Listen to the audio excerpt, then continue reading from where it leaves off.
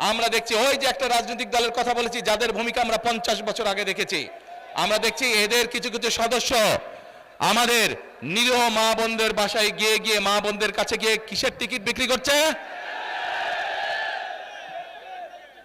Ticket বিক্রি করছে, জানেন তো?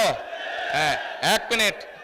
আচ্ছা মুরব্বী বলেন তো, এই বেহেশত বা দোজখের মালিক কে? আল্লাহ পরমাধিকার।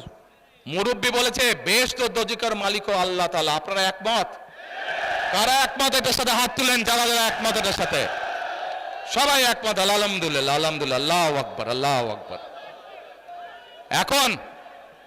এখন আমার প্রশ্নটা আপনাদের কাছে, যার মালিক একমাত্র আল্লাহ রাব্বুল আলামিন, সেটা দেওয়ার ক্ষমতা মানুষ কি রাখে? তাহলে যে মানুষ কে বলে বেহেশতের মালিক আল্লাহ তাআলা, দোজখের মালিক আল্লাহ তাআলা, কে কোথায় যাবে সেটা সিদ্ধান্ত একমাত্র আল্লাহ তাআলা নেবে।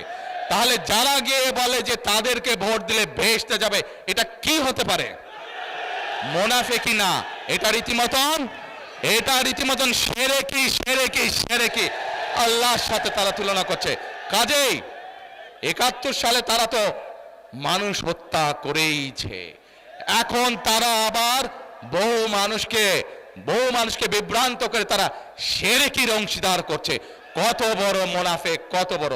তাহলে চিন্তা করেন, যারা এই ভোটের আগে আপনাদের ধর্মে, আমাদের বাংলাদেশের মানুষের ধর্মীয় অনুভূতিতে আঘাত করে মানুষকে ঠকাচ্ছে, এরা যদি কোনোভাবে, আল্লাহ মাফ করুক আল্লাহ না করুক, কোনোভাবে যদি ক্ষমতায় যেতে পারে, এরা কিভাবে মানুষকে ঠকাবে চিন্তা করেন।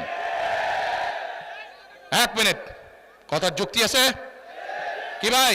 যুক্তি আছে? কথার যুক্তি আছে? এই শিরকিওয়ালাদেরকে, যারা শিরকি করে, এদেরকে বর্জন করতে হবে, মানুষকে সচেতন করতে হবে। আর আরেকটি কথা বলে বক্তব্য শেষ করব।